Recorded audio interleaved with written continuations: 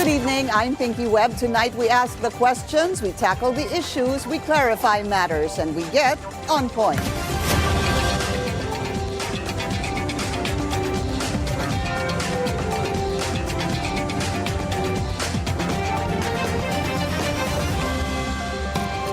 All roads lead to The Hague in the Netherlands in time for former President Rodrigo Duterte's 80th birthday tomorrow.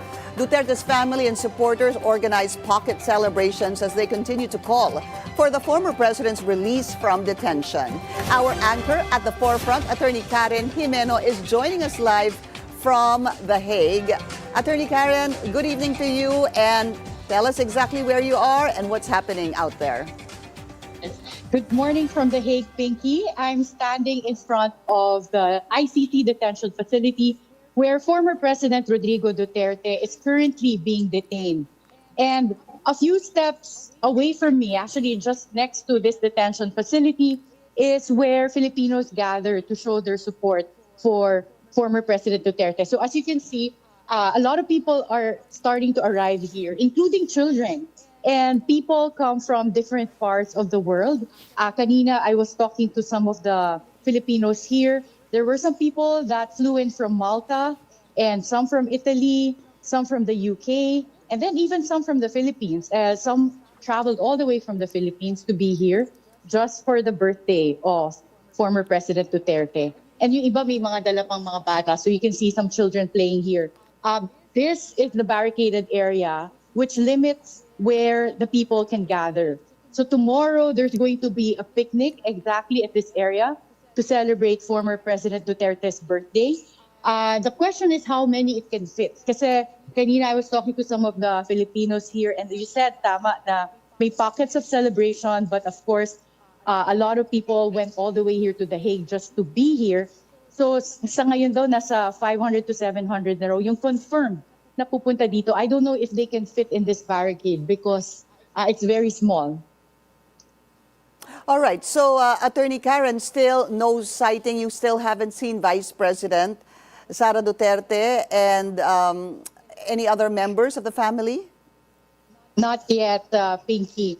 Normally, they come here early in the morning, especially when Vice President Sara visits. Yesterday, Kitty and Honilet arrived here also in the morning, but they were not allowed to enter because their application to visit former President Duterte was not granted. So I believe that that's still in the works. They're trying to appeal that decision so that they can visit him tomorrow in time for his birthday. And of course, Attorney Karen, we will continue to be updated from you there, especially the birthday of the former president. The celebration and some of his supporters will be out there tomorrow. We'll see you again, Attorney Karen Jimeno, joining us live from The Hague. Thank you so much, Karen. Thank you, Pinky.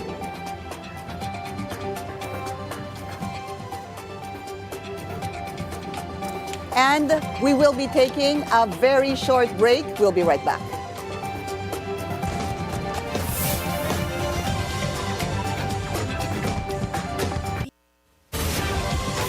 Welcome back to On Point. A group of former and current lawmakers leads a signature campaign to help bring back former President Rodrigo Duterte to the country. The petition will be filed before the International Criminal Court.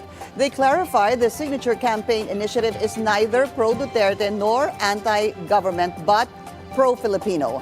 Joining us in the studio, former Senator Gringo Honasan. Senator, as I said, it's good to see you again. It's been a very long time. You're looking well. Thank you. Thank you so much. Thank you for having us. I had that report of you yesterday together with Captain Langkit, General Valeroso, and Congressman Marcoleta. Including Councilor Rani Ludovica of Also. the Malayang Quezon City NGO. I see. And that report was all about you being part of this signature campaign to help bring back former President Rodrigo Duterte to the country. First of all, I wanted to ask, was this your brainchild? Were you asked to join this? Was this your initiative? How did this all come about? It was spontaneous, Pinky, because we wanted to leave it alone. No? But then we realized it's not a purely legal issue. It's not a political issue also, no?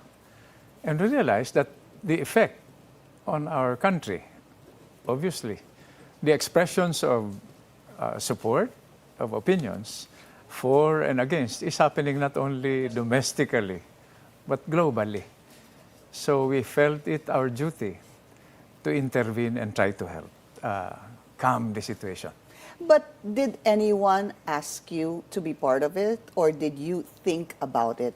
We thought about it. We got together With whom? with Gerald Valeroso.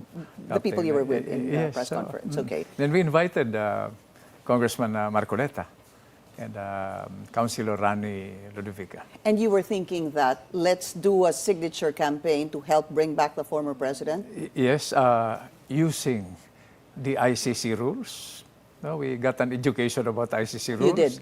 And then we got an education also about the Philippine Constitution, specifically Article 3, no, Section 1, the Bill of Rights.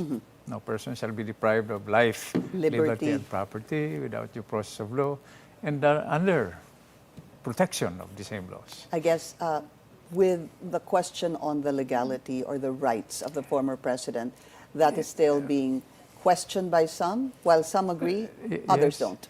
Yes, but no common consensus, no? Politically or legally.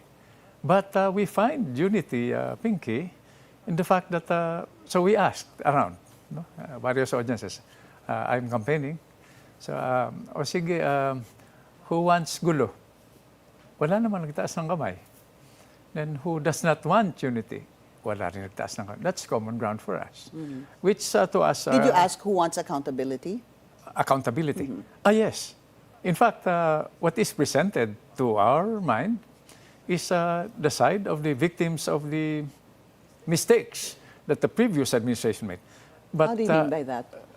Well, When they the were collateral, presented. yung EJK. Yes, ibig ko sabihin, you said you were presented with that side too. Because there are really just two sides here. Yes. Hindi ho ba? Yes. The side of the president who wanted to cleanse the country The from... previous president. The previous, Yeah, sorry, the previous president okay. to cleanse the country from drugs.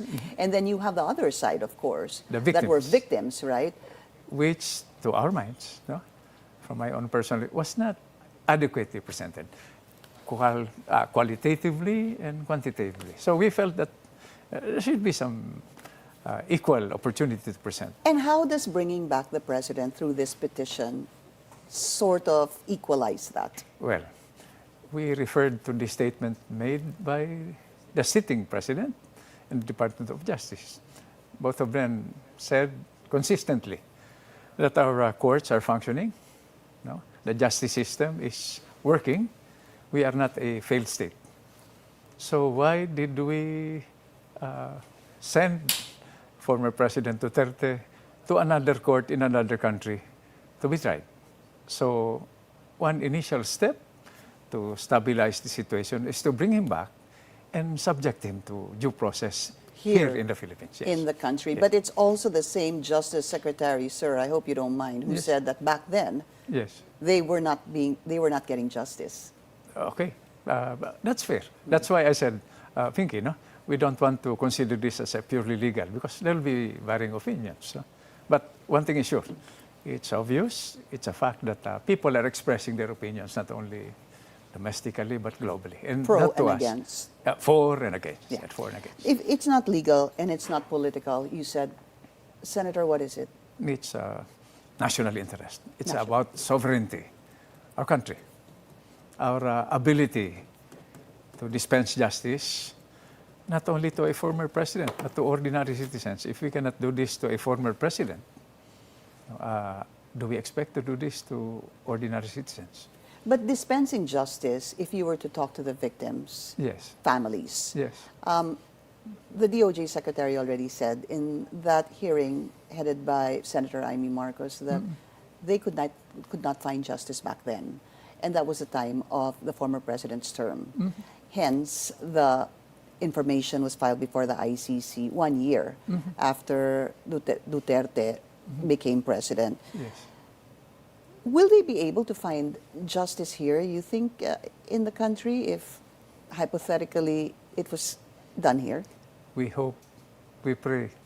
That's why we were referring this to the ICC. By the way, collaterally, Pinky, we're also asking the Supreme Court. The issues are joined, no? They're holding sessions now to hold sessions in Manila and decide this expeditiously. We cannot give what we do not have.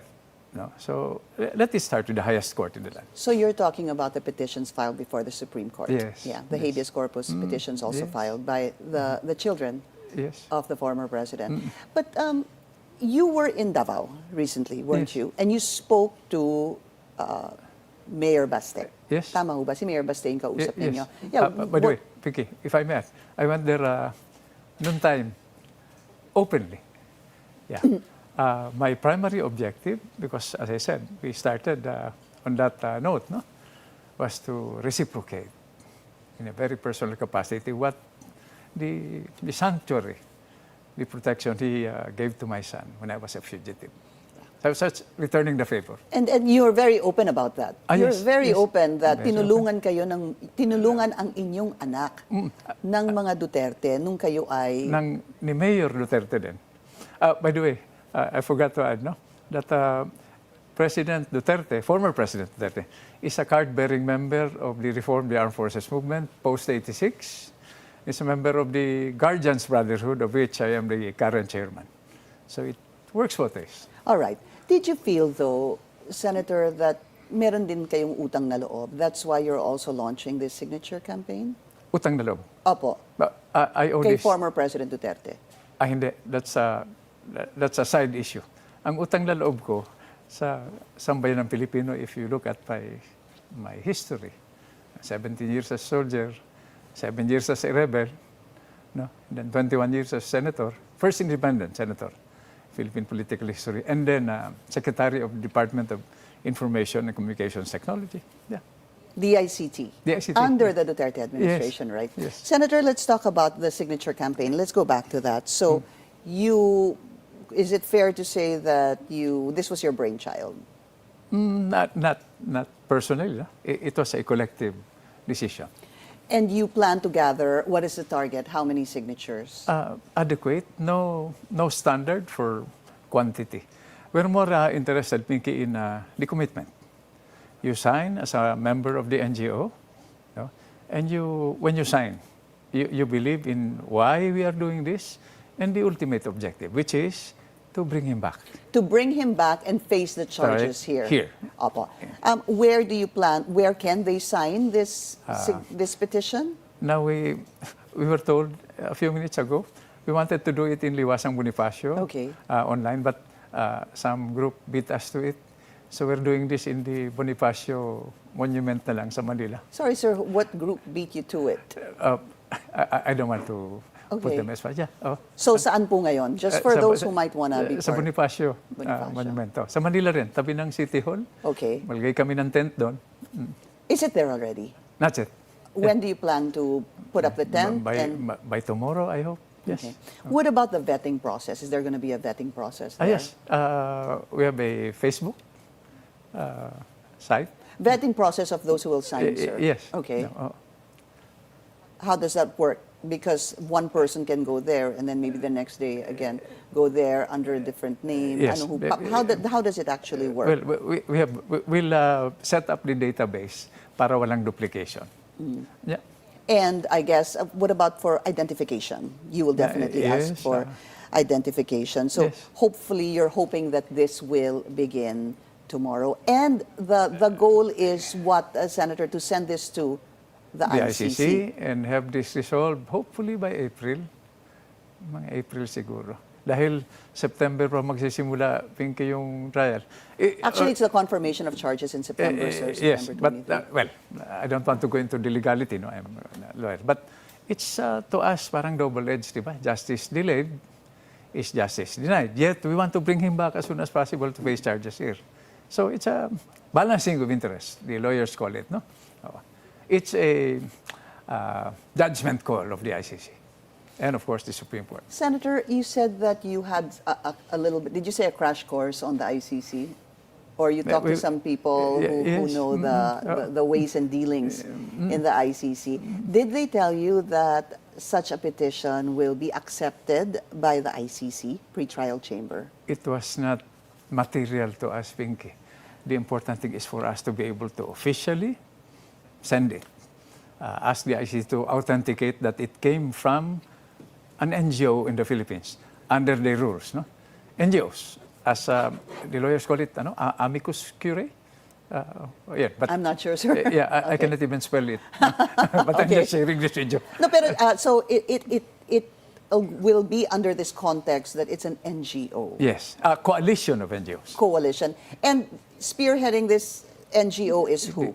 Is the Reform Party, I see. which we are organizing. Okay. So after that, when do you think you can send this to the ICC, and what is the process by which you plan to send it? Send it officially. We will develop an authentic line to the ICC, as long as we are convinced that it will officially reach the ICC. But have you spoken to lawyers, sir, on the possibility of this? I ask that because they seem to be very, very strict. Well, to us, Pinky, it's immaterial. They apply certain standards. No? What we want to do is make this public. This is a public effort to communicate to the ICC officially and collaterally to the Supreme Court para may confluence of But decision. if it's immaterial, sir, what is the value of that kung hindi po tatanggapin? Dun po sa ICC. I get what you're saying with the Supreme Court and of course the sentiment of people who may want to sign it. But if it's immaterial for you that the ICC accept it, what is the probative value of that? No, Ano pa po ang kahalagahan nun? educating the public, our people, about due process. Because I guess, I understand, my sense, Pinky, is protection of life, liberty, and property are universal values that apply not only to ICC rules, but to our very own constitution. Like, let me do it in sequence. No? Life. Well, we have some assurance that former President Duterte is alive. So set that aside. Liberty. Wala po Is yun. confined. Di ba? So, deprivation of liberty. Then we go back to the issues that he raised. No? The process by which he was deprived of liberty. Are you against, did you think that the arrest warrant that was issued by the ICC was illegal? Yes, that is my sense. But then, again, the legal minds will argue for or against it. Right. And of course, there's this issue about the police, Interpol. Nagkagulo na yung issue eh. I was hoping you can actually help us with that. Yes. Okay. You deal, the police, whether it's Interpol or Philippine National Police or CIDG, are implementors of a court order. So government does not deal with the police. You deal with the court that issued the order. That's my logical understanding of the process. So why are we reasoning out now that we're coordinating with the Interpol? The issue becomes more interesting when hindi na tayo member ng ICC. Yeah. But he's now in the custody of the ICC. Hindi na po tayo miyembro ng ICC. Then there's a lot to discuss about that. But Yes. first, I want to bring this in. It was was it 2011, I believe, that we affirmed or ratified the Rome Statute of the ICC. 2011, 17 senators signed this resolution that was authored by the late Senator Miriam Defensor Santiago. If I'm not mistaken, sir, out of the 17, you were one of those that approved the ratification of the Rome Statute to the ICC. Yes. So naniwala po kayo sa Rome Statute ng ICC? Oh. Okay. In fact, we're invoking the Rome Statute now. Yeah. So you believe in it, you Yeah. signed it. Yes. Now the ICC orders an arrest warrant on the former president, and you're saying that is illegal. Help us understand, sir. Okay. It ordered the arrest, no? Here in the Philippines. Now, this is again my interpretation, Pinky, no? Undue haste, napakabilis naman. Diba? Due haste, yeah. Undue haste. Diba? Undue haste, sorry. Yeah, Okay. parang masyadong mabilis. No chance to even change his underwear. Diba? I'm just Yeah. pushing the envelope some more, no? So, whether I signed it or not, the fact is, masyadong mabilis, Pinky. So, clear this up for me, Senator. Was the arrest illegal and you were opposing that, or was it the undue haste by which the former president was brought to the Hague? Which is it? Or is it both? All of the above. Both. Yeah, both. Yeah. But then it doesn't answer my question on you signing the Rome Statute, the ratification of the Rome Statute in 2011. There were 17 of you. You were part of it. In fact, going back, I did a little bit of research on this, and it was Senate President Juan Ponce Enrile, the lone dissenter, who actually said, hey, be careful. Because with this could actually mean that a president can be prosecuted by the ICC. So you knew that. And then now this is happening, but you are against it. Yes. That's why I'm trying to understand your position. We're talking about the current situation. Yes, the current situation. How it unfolded. So I said, this is not a purely legal matter. It's not a political matter, no? I'm talking about National interest. you national said. interest. That has resulted in what we are witnessing now. And sovereignty. Yeah, sovereignty. No. So, whether I signed it or not, I will admit some inconsistency. I signed it and now I'm questioning it, diba? But it happened in our territory.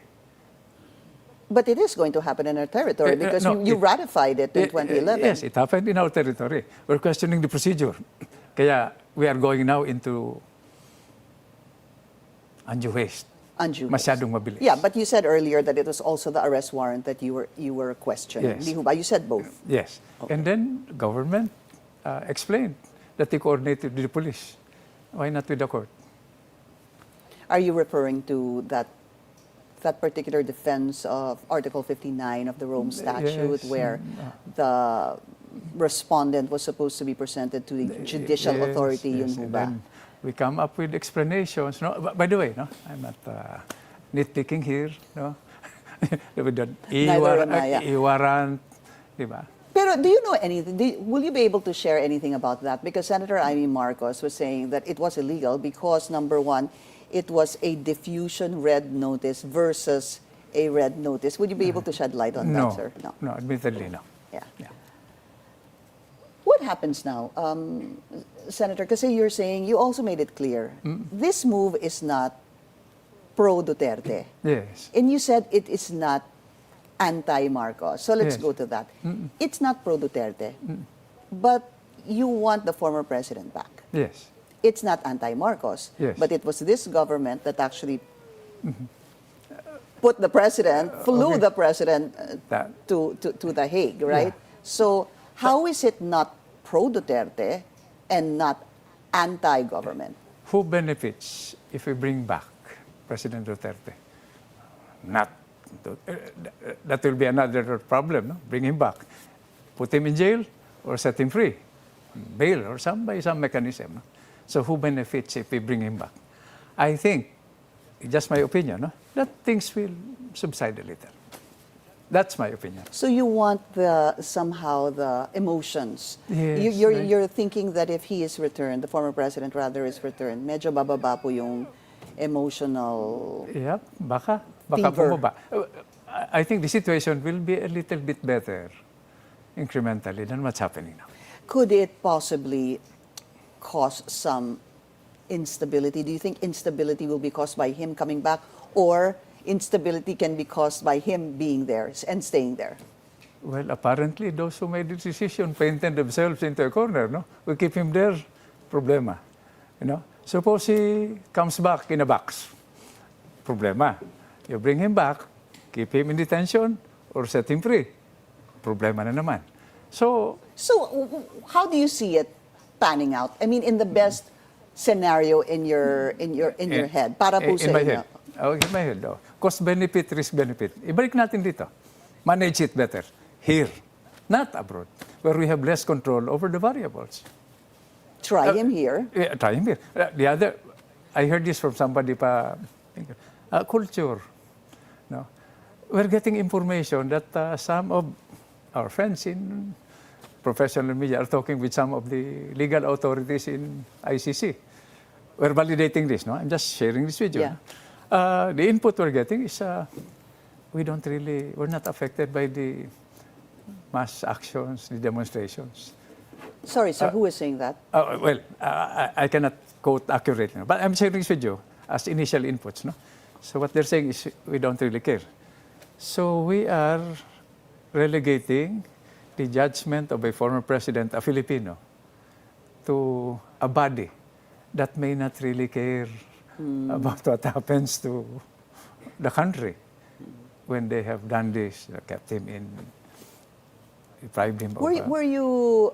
Do you regret being a signatory to ratifying the Rome Statute of the ICC? No, no regrets.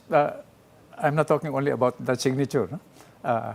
Everything I've done in my life, no regrets, but always lessons learned.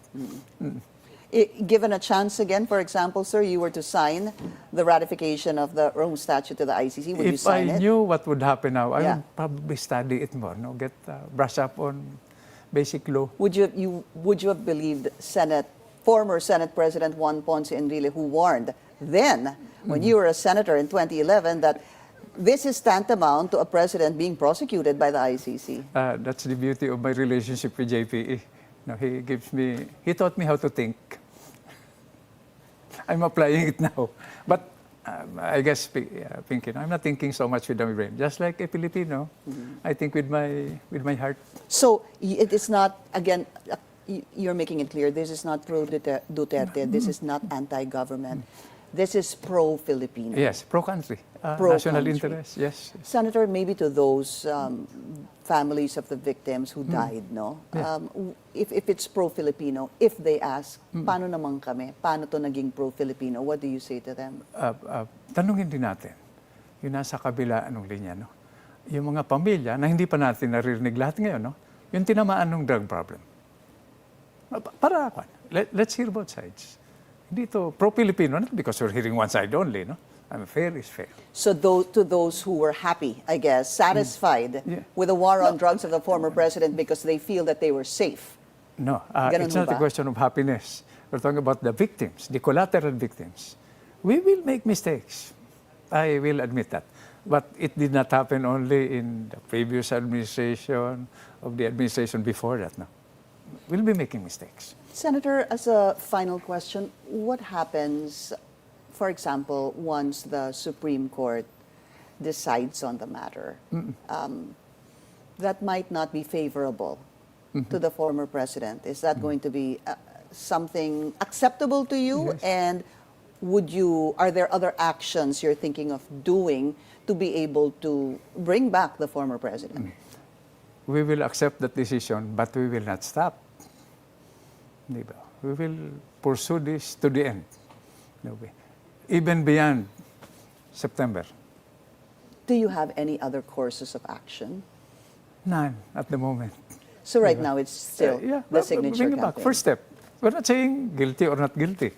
And we're insisting it's not anti-BBM, pro-Duterte. But let the facts speak for itself. What's happening on the... by the way, no, I'm not appealing to the emotion. What happened, Pinky, I nearly did not recognize ourselves, no, Filipinos, no, in front of the family. By the way, let me share this with you. I've been a soldier. In combat, I was in the armed struggle. We shoot at each other. No? After the shooting stops, we go to the battlefield and look at casualties. Where this guy I look at who's wounded, I was shooting at him a few minutes ago. And then I look at him, he's wounded. Take him to the hospital. It happens both ways. That's Filipino. In other cultures, no, they go to the battlefield and shoot them to spare government the expense of bringing him to the hospital, yung gastos. Yeah.